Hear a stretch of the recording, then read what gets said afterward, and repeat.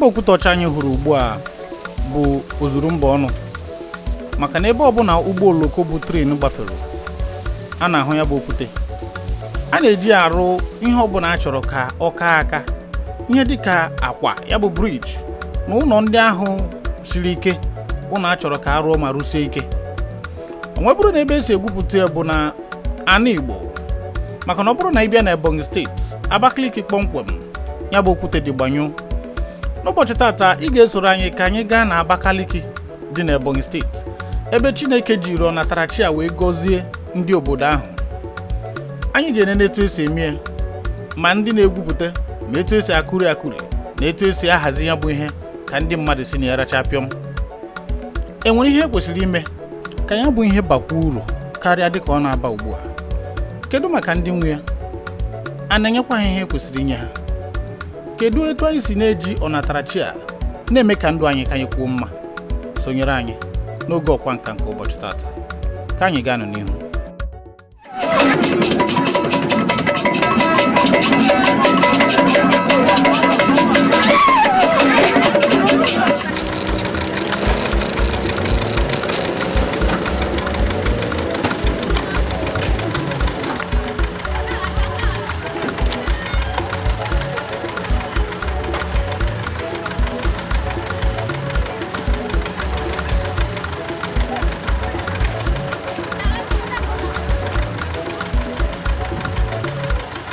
Ọtụtụ ahọ gara aga ka ndị ọcha bịara n'ala Igbo wee chọpụta na n'ime okwute niile juru na Ebonyi steeti dịka anyị mara na ha nwere gbanyụ na okwute ọcha pụrụ iche. O nwekwara ọzọ na-eji oji, mana ha niile pụwagara iche n'iji wee rụọ ụmụ ọrụ dị iche, dịka mgbe ahụ ha na-arụ n'elu karaka, ụmụ akwa na ọtụtụ ihe ndị ọzọ dị iche iche. Enwee bute ngwongwo a ga-eji rụọ ya bụ ọrụ wee gbariwe ebe a dịka unu na-ahụ ugbu a. Mana kamgbe ha nara, ọ nyụrụ anyị dịka ịnyụ mamịrị nyụrụ ọkụkọ, bụ iwebata teknụzụ n'ime ịgbari ebe a, nke bụ na rukwa kịta ọ ka bụ ikeketa orie ụmụ nwaanyị ji aka na-egwu ana na-egwute okwute. Afọ m bụ Mr. Onyebuchi Gideon More. Ihe a na-eme ebe a, ọ na-etinyere ndị mmadụ aka kemgbe ndị ọcha bịacha ebe a na so ka anyị nwejizi aka anyị ewufu aja. Mana ebe ihe nwa na oshike bụ na o nwere some machines NED iji na-arụ ọrụ aka ọ na-aga aga. Ọrụ anyị usoro esi eme. Otu esi eme bụ ọ bụ na ekpofu aja ahụ dị n'elu. Ịma na kemgbe ndị ọcha bịacha ebe a na anyị nwa onwebe aja aka ka njizi ekpo aja na-ewepụtacha okwute dị na ya. Otu nke ha agbavu since ahụ ha nwana ka anyị nwa na Jizọs, mana ego adịghị ọnụ, anyị ji eme ka o bu ibu na-aka ụmụ nwaanyị ka anyị na-eti iche. Ọ bụkwa na ine anya ebe a kịta efe bụ ụmụ nwaanyị juru ebe ahụ na-aka ka eji ekpuchacha aja dị ebe ahụ efe wefute nwokwute dị n'ala. Mana ndị mmadụ si ya na-enweta ihe eji azụ ụmụaka.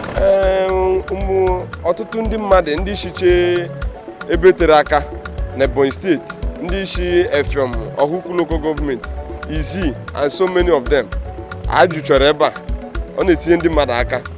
Afọ m bụ Ifeanyị Nwore, onye Eza Ọkpọsị Ụmụara. Okwute a na-egwupụta na be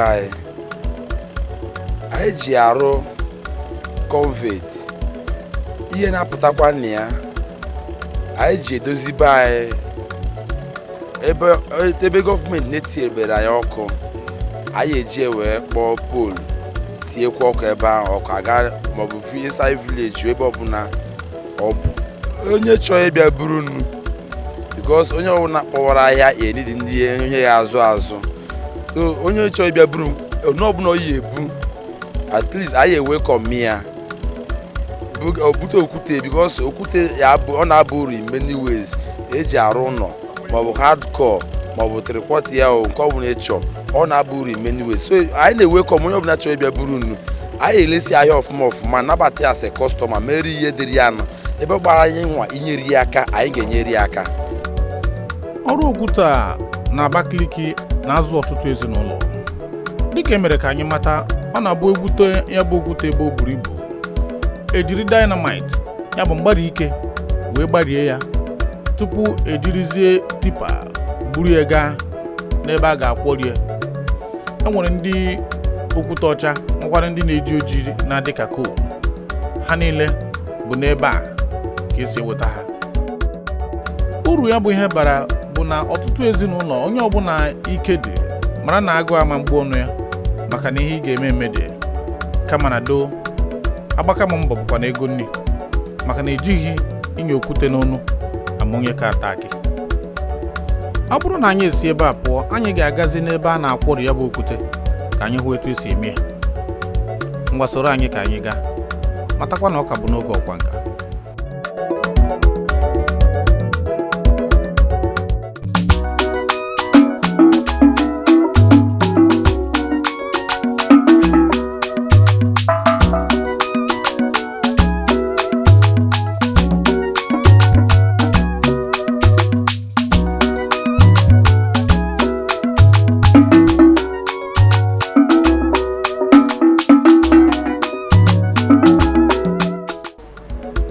Ebe a bụ ebe a na-akwari okwute na Abakaliki dị na Ebonyi steeti. Obosoro a niile bụ ebe ewepụtara maka ya bụ okwute dịka anyị gwara unu. Ọ wụ nnukwute ọrụ. Ya bụ ebe bụ ebe ọtụtụ ndị mmadụ si enweta ihe eji arachapịọm. Mgbe ka anyị gaa ka anyị na ha nọrịa.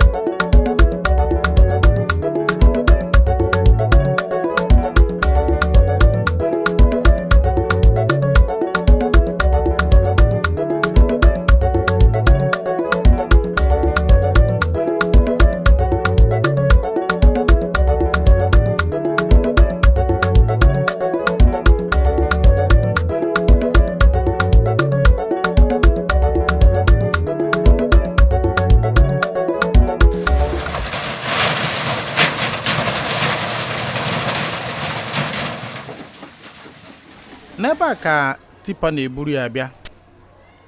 Ọ bụrụ na ndị ọrụ ndị ọzọ bụ ndị ga-eso hazie ihe mee ka ya bụ ọrụ zuo oke, anọrọ na-echere eche. Ndị a na-ejikọta onwe ha ọnụ dịka otu. Mgbe ụfọdụ ha na-eru ihe dịka mmadụ 25. Ọrụ ha bụ iburu ya bụ okwute buga na meshin ga-akụri ya akụri n'ụdị a chọrọ. Enwekwara ndị ọrụ ha bụ ikuri nke bukarịrị ibu, ya bụ okwute ụfọdụ ndị buru ibu karịa ibe ha. Ọ bụrụ na eburu ya bụ okwute ndị ahụ bugagasịa na meshin, ọ bụrụ na oju dịka ihe ha ji na-ekponye, ma na o ruo na mgbe ndị ga-akwọri ga-abịa nwere ọnọdụ akwọricha ya, ọ ka bụkwa ọrụ ndị otu ahụ, ya bụ ndị oburu ahụ, iburu ya n'ụdị dị iche iche eji kurie ya na agba dị iche iche eji kurie ya gabusie n'ebe ndị ga-agụzie ga-anọrọ. Ya mere na enwere ndị ukwu, nwe ndị dịka uzuzu, dịka aja aja na ọtụtụ dị iche iche etu esi kurie ya. Ka anyị ga-anọ n'ihu.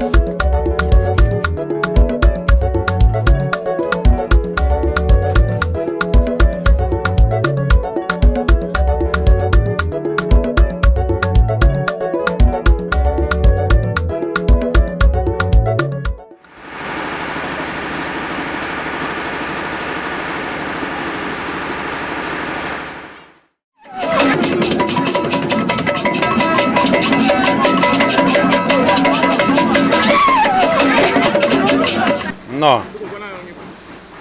Afa m bụ Sita dị mmanwụ osu. ina ifu na okwute ka anyị na-afụ maka ebe a amazụ ahịa okwute chippings fọ na-akpọ chippings fọ na-akpọ granite iron stone both black and white. Okay. Okwute anyị na-efu na onye maka eji alụ ụzọ, eji alụ ụlọ, eji alụ briji, eji alụ gota, ihe ọ na-asịrị ike moto na-agba ọ ka eji alụ alụcha anya osie ike ma mma. Yes. Obere ihe dị iche na ya, nke ọcha do stronger than the black one. Ọ dị stronger than the black one somehow. Ọ na-agakwa ọfụma n'ụdị nke ya, na-adọchiekwa azụ. Ịma most cases ọ gọọmenti na-akọntrolu biznes anyị ihe gbasara okwute a. Because ọ na gọọmenti bịa wọdụọ kọntrakt ịlụ ụzọ ma ịlụ ụlọ ma ịlụ everywhere ha bịa na-ego anyị ahịa. But ọ na gọọmenti awọdụra kọntrakt anyị adịghị enweka sales. Yes. Yes. Yes.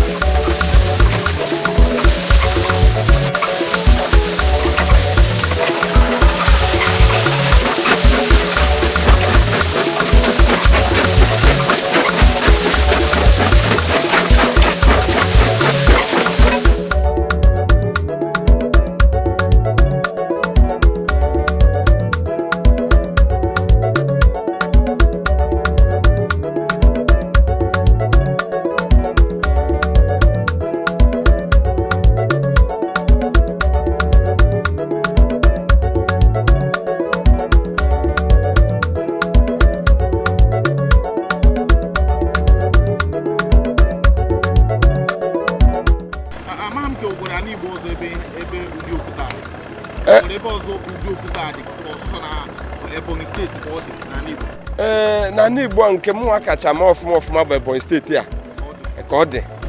Ọ bụrụ na oroma na bụrụ asị na ya bụ okwute a na-egbu na ọgwụ na ọ bụrụ na ọgwụ kedu ihe etu a na-esi mee? Ịma na ihe merụ bụ na ọ na-abụ ọ bụ na egwukọta ebe nke anyị fụ na o buziri ibu na onunu ya ebuola ibu na ọ ya emerụ ndị mmadụ ahụ anyị jiri aja kpochie ya so that onye bata ebe ahụ ka afọ imerụ onye ahụ ọkwụna ọghọta ana ndị mmadụ ndị chiche ọda steeti obodo ọzọ sokwa ya arụ ọrụ ebe a na-enwetakwa elele so ebe a ana ọ na-etinye ndị mmadụ aka ọfụma.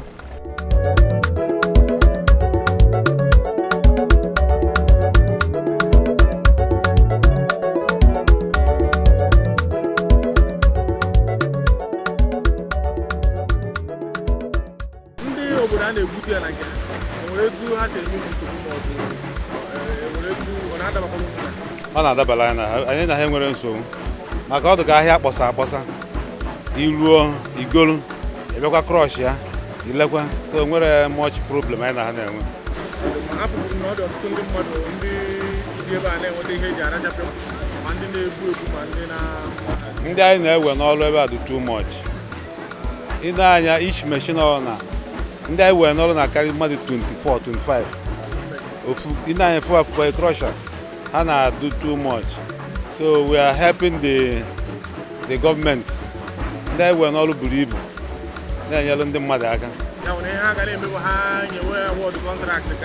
ka ọrụ na-aga yes ha wọdụ kọntrakt onye lụcha kọntrakt sịkwa onye ụgwọ ka bịa na-ego anyị okwute mana ịrapụ individual ka bịa na-ego individual onye lụcha ụlọ n'ọnwa ya ịghọtago mana gọọmenti bịa they go number of materials yes onye ọbụla chọrọ